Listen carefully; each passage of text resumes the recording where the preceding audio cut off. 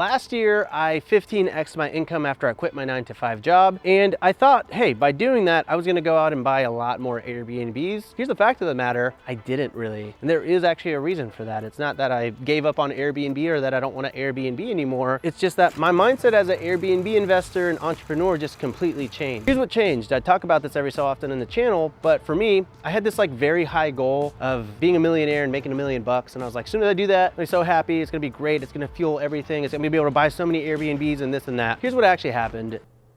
I'm not happier.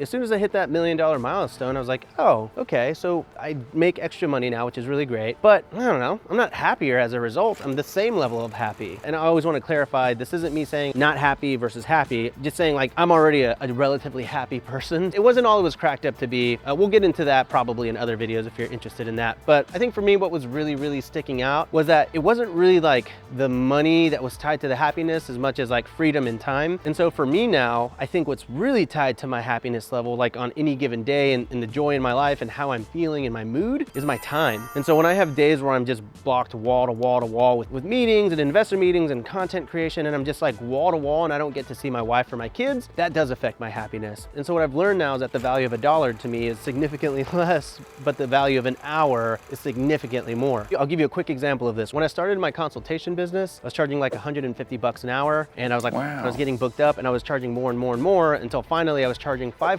an hour. And I was like, oh, okay, this is great. I like making this kind of money, but I was just so stretched thin that the money, like what's the point of having it if you can't spend it because you're so busy and you don't even get to see your family? Then I really started scaling up my educational programs like Host Camp, and I just really started understanding that scaling a business and hiring more people and teams like my assistant, bringing my business partner and having him be more involved in my businesses, giving them a little bit more autonomy so that I could really focus on the bigger picture, started giving me my time back. And so nowadays I really go back and forth on what I value my time at, but just putting a baseline number to my hourly rate, I value my time at around 1,500 bucks. So here's how I come to the value of my time. All right, so you take your actual income. So for me, roughly last year, I mean, we're still working through some of those numbers, that was about $2 million. So if you were to just divide that by the amount of hours that you're working on a full-time schedule, obviously entrepreneurs work a lot more than that, but 40 hours a week, let's say 50 weeks out of the year, that's $1,000 an hour. That's part one of the equation, but whenever I have people try to book me, pick my brain, or take me out to coffee, or hop on a quick Zoom, or do anything that requires any level of effort or my time, it is costing me $1,000 an hour from the businesses that I'm currently running and making money on. That's on stuff that currently exists. But I also have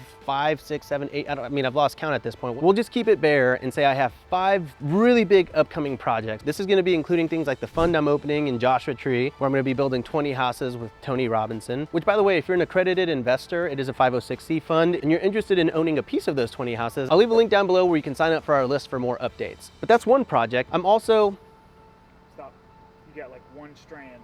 My Superman curl? See, that's what I'm talking about. Is that so hard? You always wait to point that out when you're editing and you're like, oh, by the way, and I'm like, why? Caleb? I got a lot happening right here, okay. I know, your arms are shaking violently, man. Are you sure you can do this? That's one of the projects. I'm also currently launching, I don't want to say too much, but a service product in the short-term rental space that I think is gonna be like very useful for every single person here watching. Really excited about that. And if that grows to the level that I'm thinking it will, it is gonna be a multi-million dollar company. And I'm also working on 3 to 4 glamp sites and tiny house villages right now that are all gonna be worth millions of dollars in equity. So just right there in that charcuterie board of financial investments that I'm working on right now, all of those will produce millions of dollars of income for me once they're all executed in the next 1 to, let's say, 3 years. So a lot of these are projects that are hearsay and I don't really know the valuations of them, and so thus I can't really factor that into my hourly time officially, but I also kind of do, because not only is an hour of my time taking away from my $2 million income, it's also taking an hour away from these other multi-million dollar projects that I'm working on. And so that's very valuable to me. And if you're taking time away from that, then it's prolonging me ever actually making money from those investments. And so I do have to consider that in my equation. And I value that tentatively at about $500 an hour, making my hourly rate $1,500 an hour, which if I'm being honest, I think is a little conservative. I really actually value my time closer to $2,000 to $3,000 an hour, because I also factor other things like, do I want to do this? Do I want to spend time putting effort into this one thing where I'm selling my time? And the answer, by the way, is usually no. That's why whenever people hit me up and they ask me to consult them, and I tell them that my hourly rate is $2,000 or $3,000, and they say, yes, I'll do it, I'm always a little bummed out because I don't actually want to do it, because I don't want it, I don't need it, and thus I don't even offer it to people anymore. So that's how I factor the personal component. This is all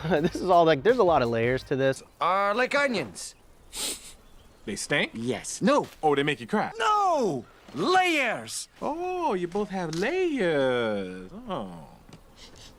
You know, not everybody like onions. So that's why I'm saying simply at a baseline, my hourly rate is $1,500 an hour. And that has really caused me to rethink completely how I invest. And that's how we get to the title of today's video, why I'm not buying Airbnbs anymore, or whatever it ends up being. I don't know, it always changes last second. And it's not because I don't want to buy more Airbnbs, but it's simply I'm having to buy less of them. I get really great $300, $400, $500, $600,000 deals that come across my desk every single day. I've got the cash right now to execute on many of them, but I don't do it. What I've been doing over the last year is just holding on to my money and really focusing on the glam sites and the fund that I'm working on, because I know that even though I'm not buying Airbnb and scaling that side of my portfolio, I understand that the only true way to scale my portfolio is to build many multi-unit developments. So that's gonna be 20 houses in Joshua Tree, it's gonna be 60 tents in Arizona, that's gonna be 10 tiny houses in Gatlinburg, it's gonna be another 7 houses on the East Coast, and then maybe another 4 tiny homes in Wisconsin. And here's the good thing and the bad thing. I got all my time back from not buying Airbnbs every single month. That part is cool, but it's also bittersweet because I'm not making more money on my Airbnb business. However, I'm getting a lot of my time back to focus on these investments. Now, while I'm not making more money gradually every single month by acquiring more stuff, I'm basically saving my time up, saving my money up, so that when these developments come to fruition, I'm gonna be cash flowing hundreds of thousands of dollars more every single month. As an Airbnb investor, I've been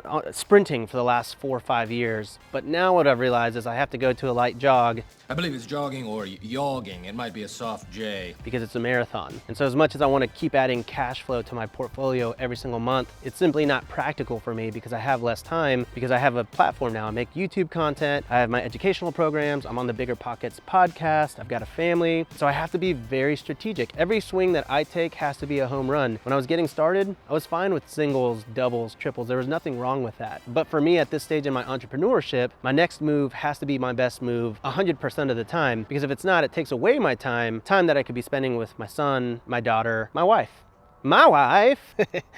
So yeah, I mean, this isn't like a really big revelation to a lot of the seasoned real estate investors that are watching this right now, because I think we all go through this similar journey. And I think that real estate investing is somewhat of a spectrum. Thank you, Caleb. You know what? Make that a slider. Okay, thank you. On one end of it, we've got cash flow. On the other end of it, we've got appreciation. So here's what I mean by that. At the very beginning of your investment journey, there's a couple things that you want. You want financial freedom. You want to supplement your income. You want to build that supplemental income to the point where you can quit your 9-to-5 job, right? I mean, everybody's got their own reasons, but these are kind of like the big 3 for new real estate investors. And the only way you can do that is by adding cash flow to your cash pile. So you're so focused on building your cash flow every single month. But then here's what happens if you're a savvy, frugal, strategic investor. You actually do get to the point where you can make enough money real estate investing and you do quit your job. You hit your monetary goal, and then let's say you do quit your 9-to-5 job and you're covering your living expenses. You have a little bit, of padding there, maybe some discretionary income, great. But if you're smart, when you make more money, that doesn't mean that you spend more money, it just means that you save more money. So then you quit your 9-to-5 job, you're making more cash flow, but instead of spending it, you're reinvesting it into your business. And now cash flow is less important because you're covered off, and then you stay frugal and your monthly budget is covered, and then all the extra cash that you have, you reinvest into your business. So after you've been doing this for a while, it's at this point as an investor, you realize that most of the wealth that you've built is not actually from the cash flow, it's probably gonna be from the appreciation that has come from those properties. I'll give you an example of my light bulb moment where this happened. Talk about this every so often too. I bought a house in LA for $624,000. I built a tiny house, I Airbnb'd a studio underneath, I house hacked the house, I rented out the tiny house on Airbnb, and the cash flow on that property in the 4 years that I've owned it has been between $180,000 to $200,000. One day I'll actually calculate that, but I think it's actually closer to the 200,000 point at this point. The 200,000 point at this point. No, we're not gonna do that. After I sat down and I thought about it, I was like, wow, I've made $200,000 of cash flow from this property. Like, that's so great. It's been life-changing for me. It absolutely has. And then I looked at the equity of the house and it's worth between like 1.25, closer to $1.3 million right now. So in the time that I've owned that house, it's doubled in value. I've gotten $500,000-$600,000 of equity from that house in the same amount of time that I made $200,000 in cash flow. Think about that for a second. $200,000 of cash flow, I've nearly tripled that in the actual equity that I've made. And that's when I realized that cash flow makes you rich, but equity makes you wealthy. And that's where I'm at right now. So you take the slider of cash flow and appreciation, appreciation. Those are like two really big important things to most investors. And at the beginning, you want that cash flow, you need it. But as you have the cash flow, the importance, that little slider starts going from cash flow, like the importance slider goes from cash flow to appreciation, because I've realized that when I start buying Airbnb properties, yeah, I'm gonna get cash flow from it, but over the course of 5, 10, 15 years, it's gonna appreciate so much more than the actual cash flow I ever got out of the property. And so as I always say, this is a journey and this is something that I'm figuring out. But that's why I'm not really in acquisition mode right now, trying to get Airbnbs and get more cash flow and this and that. I'm actually focusing on these projects that are gonna take me a little bit longer. It's gonna delay the returns I get, but the appreciation and the equity that I'm gonna get out of them are gonna be millions of dollars, which over time will be a lot more than the cash flow that I ever pull out from them. Hopefully this makes sense to you. Let me know if I'm confusing, if I'm contradicting myself. Let me know down below. I'm new to this whole like real estate influencer thing, so you know, get a little grace here. All of this brings me to the other strategy I've been talking about on the channel lately, and it's that I'm really only investing in luxury Airbnbs at this point. Really what that means is that I'm targeting Airbnbs that are from $1 to $3 million,